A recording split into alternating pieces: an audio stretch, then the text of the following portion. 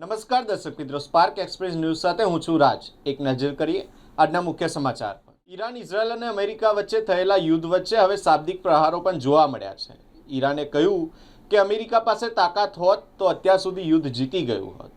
તમારી હારને સમાધાન નામ ન આપો। પીએમ મોદીએ આજે બે મહત્વની બેઠક બોલાવી છે। બપોરે કેન્દ્રીય કેબિનેટ, જ્યારે સાંજે ઓલ પાર્ટી મિટિંગને બોલાવી છે। સોના ચાંદીમાં ઘટાડા બાદ ફરી વધારો જોવા મળ્યો છે। સોનું 5500 રૂપિયા વધીને 1,44,000 પહોંચ્યું છે। ગેસ બુકિંગ અંગે ફેલાયેલી ખોટી માહિતી બાદ સરકારે સ્પષ્ટતા કરી છે।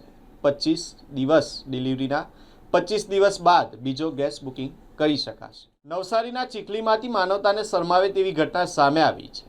એક સાવકા બાપે તેની જ બંને દીકરીઓને ગર્ભવતી બનાવી છે। ગઈકાલે ગુજરાત વિધાનસભામાં યુસીસી બિલ પસાર કરવામાં આવ્યું, જે મુદ્દે કેન્દ્રીય ગૃહમંત્રી અમિત શાહનું એક મોટું નિવેદન સામે આવ્યું છે। તેમણે કહ્યું છે કે દેશ તુષ્ટિકરણથી નહીં, સમાન કાયદાથી ચાલશે। આ સાથે જ તેઓએ ગુજરાત વિધાનસભાના ધારાસભ્યોને અભિનંદન પણ પાઠવ્યા છે। પેટ્રોલ ડીઝલ વિશે ફેલાયેલી ખોટી અફવા બાદ પેટ્રોલ પંપ પર લાંબી લાઈનો જોવા મળી હતી।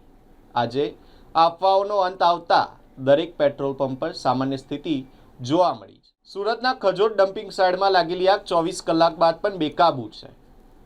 દૂર દૂર સુધી ધુમાડાના ગોટે ગોટા જોવા મળી રહ્યા છે। ગુજરાતની સરકારી શાળાઓમાં વિદ્યાર્થીઓને આપવામાં આવતું મધ્યાહન ભોજનનું મેનુ હવે બદલાયું છે। વિદ્યાર્થીઓને વિટામિન, પ્રોટીન અને મિનરલ્સથી ભરપૂર આહાર મળશે।